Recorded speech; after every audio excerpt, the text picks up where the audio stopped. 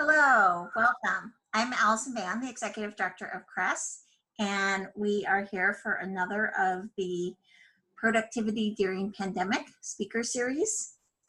And I am delighted to start with the land acknowledgement that we do before each event. And I think given the circumstances in the world today, these are especially important.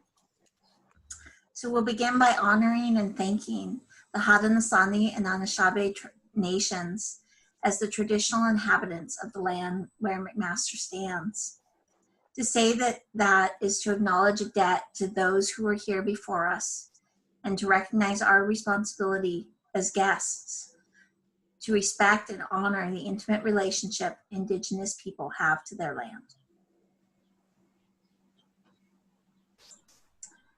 I am pleased to introduce Melissa Van, who, in addition to being my sister, is the Director of Human Resources at Case Western Reserve University and has for 12 years done academic editing, first as part of her work and now as a freelancer. And so she is in an excellent position to talk to all of us about what you can do as researchers to develop a strong relationship with your academic editor and not drive them crazy. Melissa. Hello, everyone. As Allison mentioned, I've worked in academic editing for the last 12 years. Originally, I started when I was working at a research center at Columbia University. And as I transitioned out of that role, I continued working with some of the authors who I developed relationships with there and expanded. Even though I'm in human resources now, I still like to dive my feet into research and writing. And so this is something that I am very fortunate to get to continue working with. My editing background focuses primarily on political science, history, and sociology. And the topics I tend to focus on are secularism, religion-state relations, the Ottoman Empire, and Muslim-majority countries. Working with an editor. All right. So when considering whether or not to work with an editor and how you will work with an editor, it's important to take some time to consider what your needs are, the time that you have to put into the relationship, and not just your time right now, short term, but longer term, what sort of time you may want to put into that relationship, and then what your budget is and overall your resources for this ongoing productive relationship with an editor. Starting, it's important to consider your needs, and these needs are going to really shape who you approach as an editor, how you'll work with them, and what you're going to ask for. So I think the most important question is, why are you writing and why are you publishing? Are you doing it because you need to meet the expectations of your tenure review committee, of your peers in the field, of your department chair? I was reading an article the other day from the American Journal of Sociology, and actually it was the American Sociological Association's journal. And the article came out in 2019.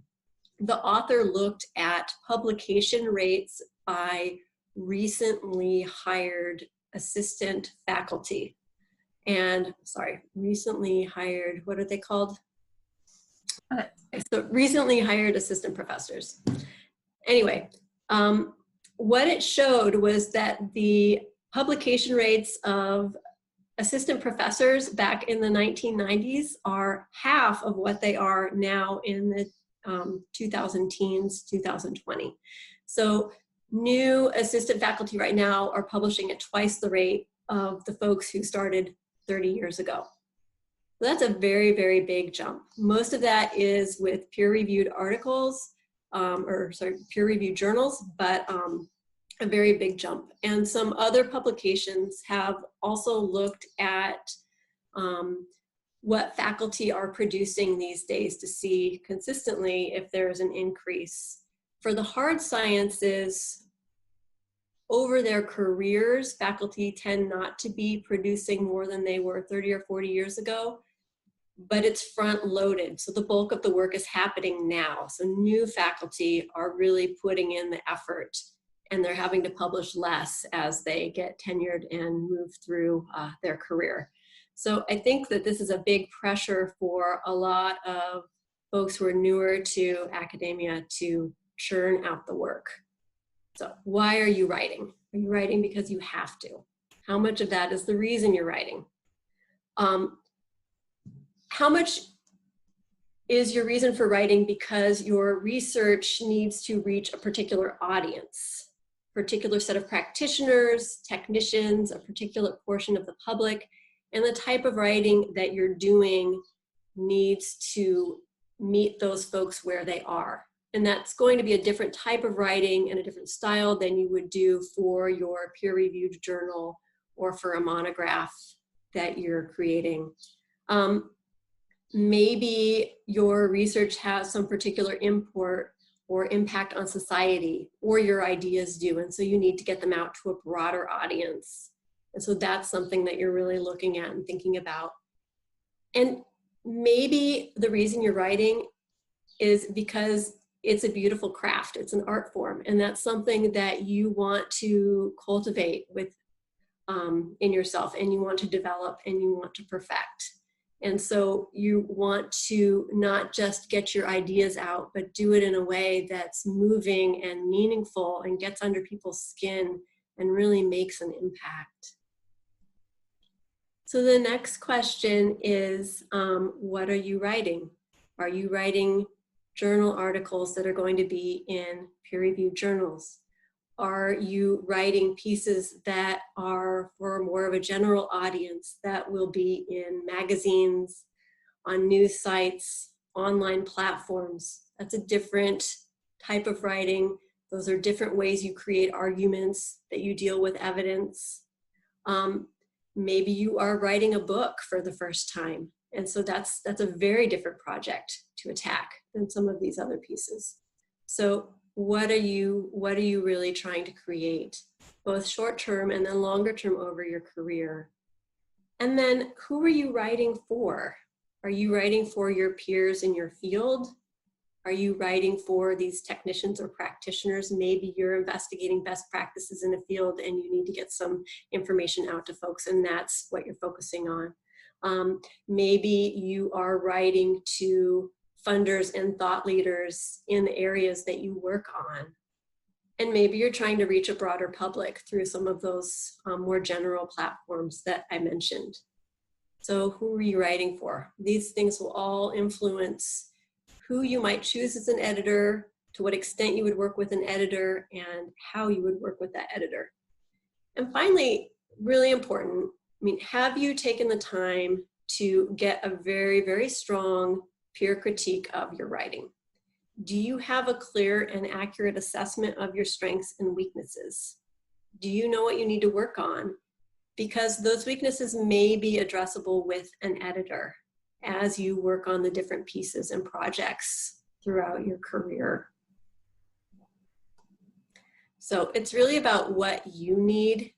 It's not about this editor does this type of thing and this editor does that type of thing. There are a few boxes, but those are less important than you finding something that works particularly for you.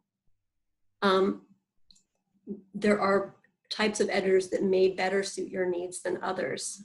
Developmental editors can help you structure your argument. They can help you come up with your evidence and decide how to approach laying that out, how you present that. They can work with you on your voice, your flow, your language. What kind of tone do you have? They can work with you on all of that. Copy editors work at a more superficial level, and they focus more on language, grammar, and punctuation. So they come in after you already have your argument clearly laid out. You have your evidence laid out, you have your structure, and they help you just tighten it up a little bit more.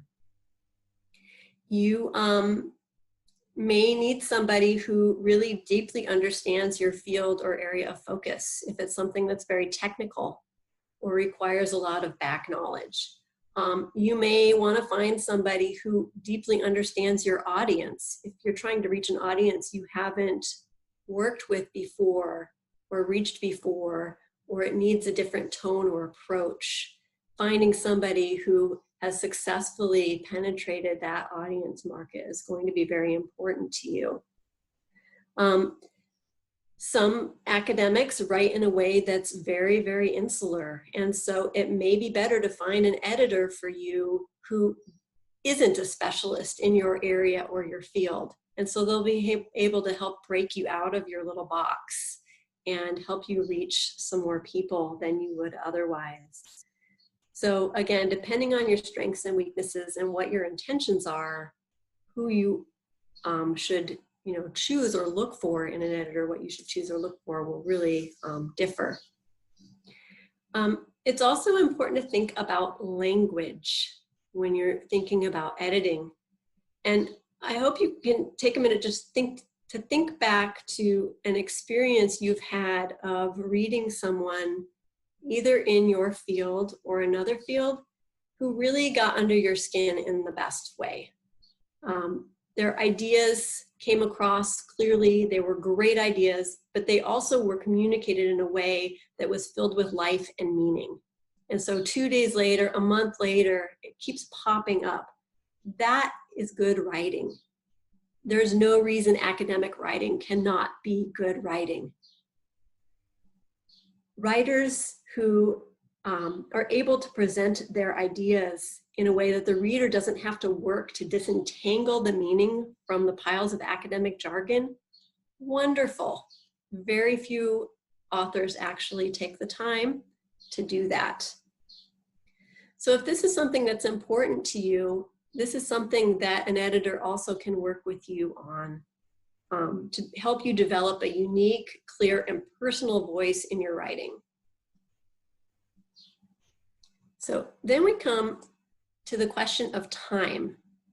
And the first thing to consider is, are you looking for a relationship that's transactional, kind of a one-off? You have a journal article that you need to turn around in a couple of days. You need somebody to look at it to make sure it makes sense and it's good enough. You send it over to them, they send it back, they send their invoice, and you're done. Or are you looking to find somebody with whom you can develop a relationship over time? Maybe they work with you on that first journal article, and then 6 months later, a year or two later, they help you with a book, and it continues on and on. And as they deepen their understanding of what you're trying to accomplish, what your voice is, how you work, how you think, they're going to be better able to help you as you go. They'll also potentially help you become a better writer, so you need them less. So the best editors can kind of work themselves out of a job. The next question has to do with turnaround time. And this is something to think about before you start talking to editors about who might be a good fit for you. And it really needs to be based on your time management skills and your writing habits. Are you somebody who gets things done at the last minute and is going to need someone to slam through it and get it back to you right away? Or is there going to be sufficient time that deadlines might be a little more flexible, and that allows for a little more of this next point, an iterative process in the editing relationship between the author and the editor? So how many back and forths, how many rounds of editing? Again, would it work best for you? Is it most likely that you send the person something, they send it back, done, invoice, end of the situation? Or the editor sends their comments and questions and suggestions back to you, you read through them, you digest them, you work with them, and then you want to come back to them and try out a few different ideas or ways of structuring things, or what about this language instead of that language? How iterative do you want the process? How much back and forth do you want with the editor? So all of this costs money. Editing is not cheap. Most people who do editing are freelancers, and the rates vary dramatically. Here in the US, the rates vary between $30 and $500 per hour for the same services.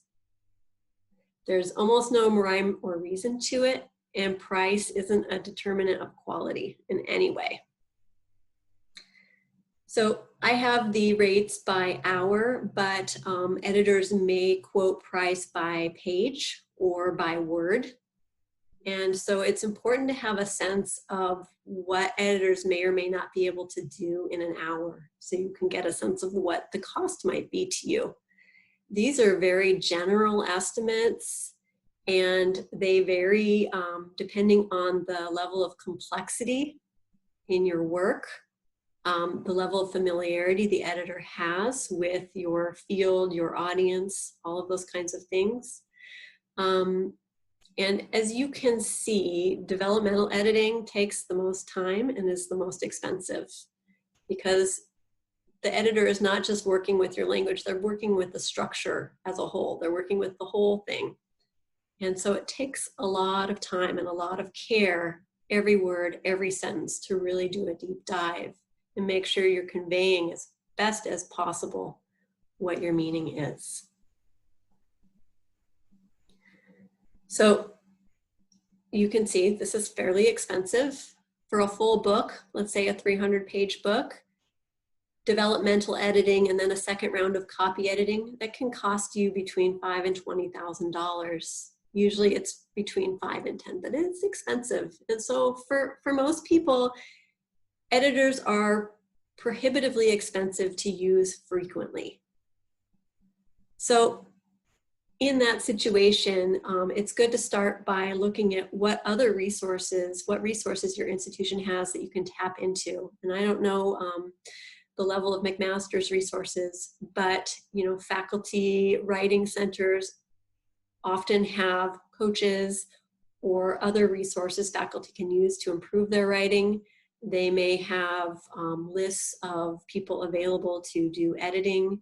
Some university writing programs have graduate students who can help do copy editing and other sorts of editing at reduced costs.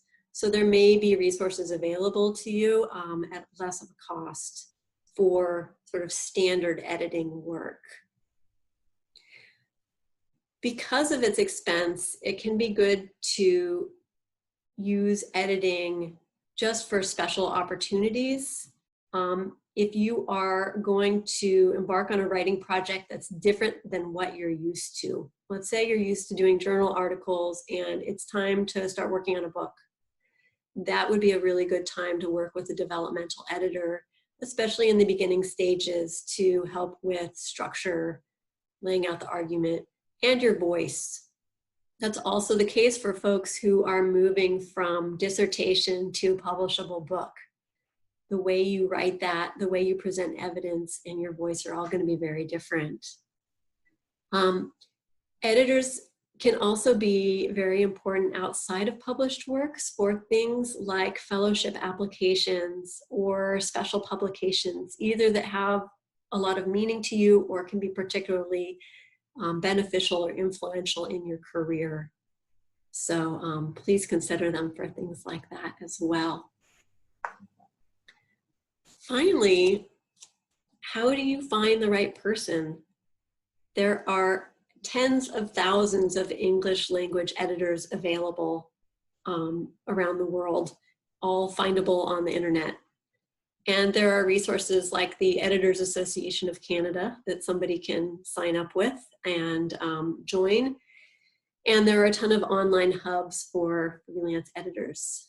But really, I think it's best to avoid all of that and go to word of mouth. Start with your friends and peers. Talk to them about their experiences working with people who they've worked with, what sorts of successes they've had, pitfalls they've had. And write to the author of the work that moved you and ask them if they worked with an editor, and ask them if they're willing to share that editor's name. Other people whose writing that you admire, whether or not they're in your field, reach out to them. chances are they have worked with an editor and they would be happy to share that person's name with you. So start with who you know, whose work you respect, so you're getting something that you have some awareness of and that you think will work for you.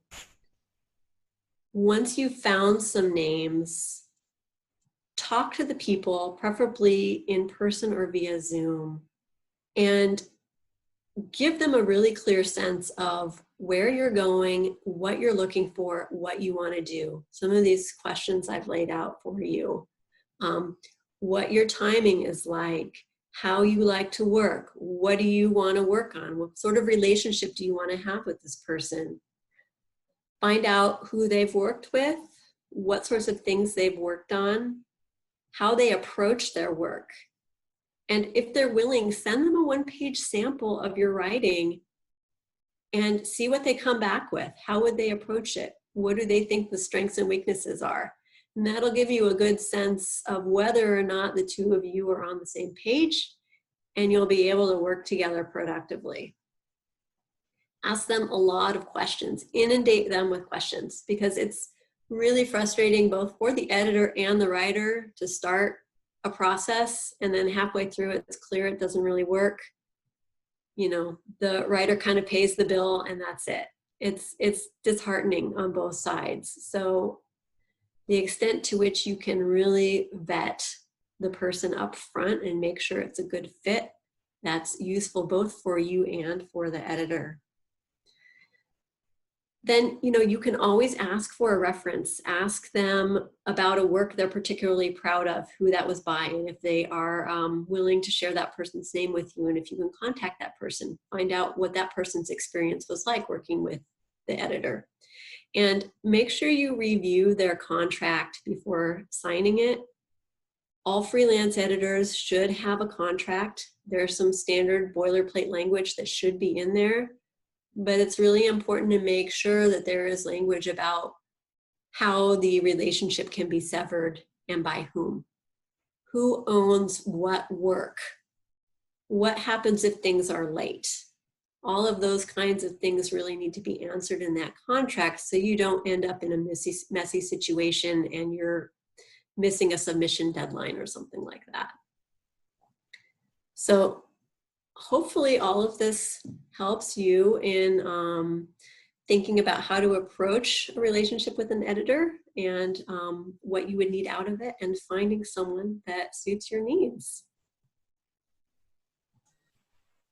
Thank you, Melissa.